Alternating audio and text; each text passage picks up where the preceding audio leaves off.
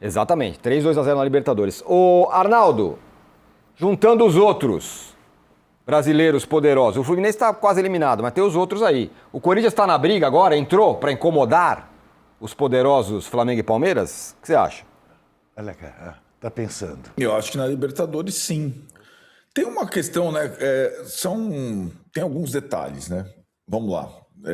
Libertadores para o Corinthians. O Corinthians pegou o pote 2, diferentemente dos principais times brasileiros que foram cabeças de chave. Então, em tese, ele começou com uma desvantagem. Porém, o sorteio foi camarada, né? O cabeça de chave é o Peñarol, né? Qualquer outro, talvez, fosse mais forte, a não ser o Nacional do Uruguai, que também é fraco. O Del Valle do Equador daria mais dificuldade. Então, o Corinthians acabou caindo numa chave boa. Não é uma baba, mas caiu numa chave boa. E estreou muito bem, vencendo fora nesse jogo que o Danilo falou, que o Hugo foi bem no primeiro tempo, mas aquilo deu confiança, era o começo do trabalho do Diniz, e vencer fora na Libertadores é um bálsamo. E aí ele deu uma embalada na competição. E aí eu vejo a nossa discussão aí sobre o dinizismo, as características do dinizismo. O dinizismo não é só saidinha, né? O dinizismo é empoderar um jogador como dono do time, ele fez isso com o Garro, e era meio claro que ele buscaria reabilitar o Garro para fazer o papel que foi do Daniel Alves, foi do Ganso, foi do Felipe Coutinho. Sempre tem um dono do time, o dono da bola. Ele deu a braçadeira de capitão e já reabilitou o Garro instantaneamente. E o retrospecto do Diniz em Libertadores é excelente. Em pontos corridos é um lixo. E em Libertadores é excelente. Ele foi campeão da Libertadores pelo Fluminense, gente, né? Então ele não foi Flamengo ou Palmeiras, ele não foi campeão da Libertadores pelo Flamengo ou Palmeiras ou com o milionário Botafogo.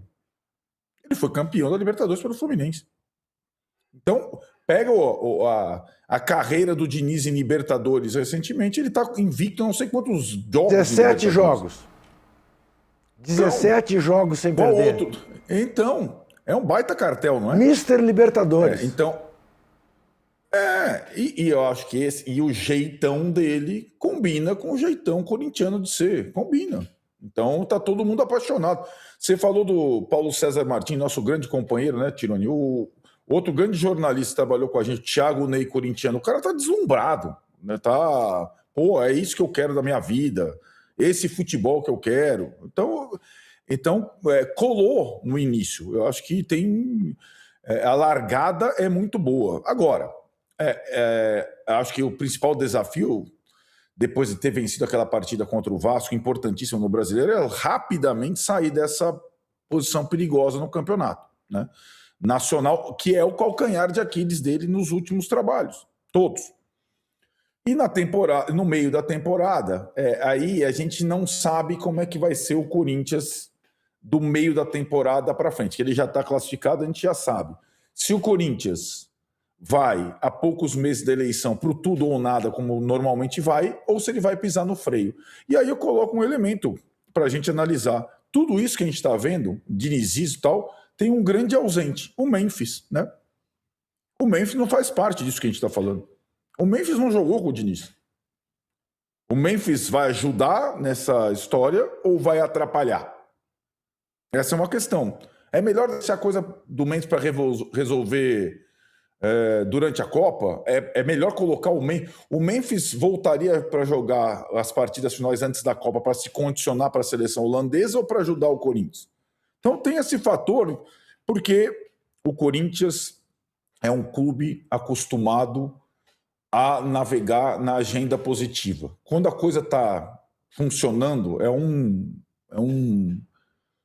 tsunami. Quando a coisa não está funcionando, é o contrário, né? Aí costuma ser uma grande frustração.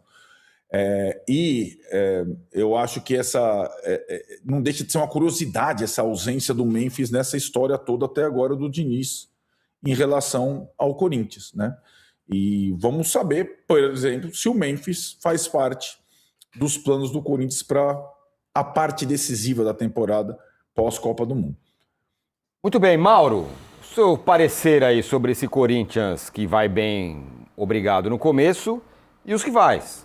Palmeiras e o Flamengo, sobretudo. Você acha que é para incomodar? Porque se ele continuar nessa pegada aí, talvez tenha a melhor campanha. E aí vai decidir em casa. Se ele passar a temporada inteira jogando contra o Platense, um dos piores times do Campeonato Argentino, o Santa Fé, posição mediana na tabela, até porque venceu os últimos jogos, melhorou um pouquinho, estava lá embaixo. Enquanto o Peñarol, né, aliás, o campeão uruguai semana passada foi o Racing de Montevideo pela primeira vez, porque o Peñarol novamente deixou de vencer. Não vence a 6 jogos.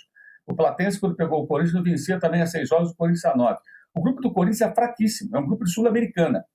Ele tem um mérito. Na linha do que falou o Danilo, que faltou ao Palmeiras, né, contra o Cerro, porque não venceu o time mais fraco, o Corinthians tem um mérito. Venceu os times mais fracos. 2 em casa, carne assada, bem temperada.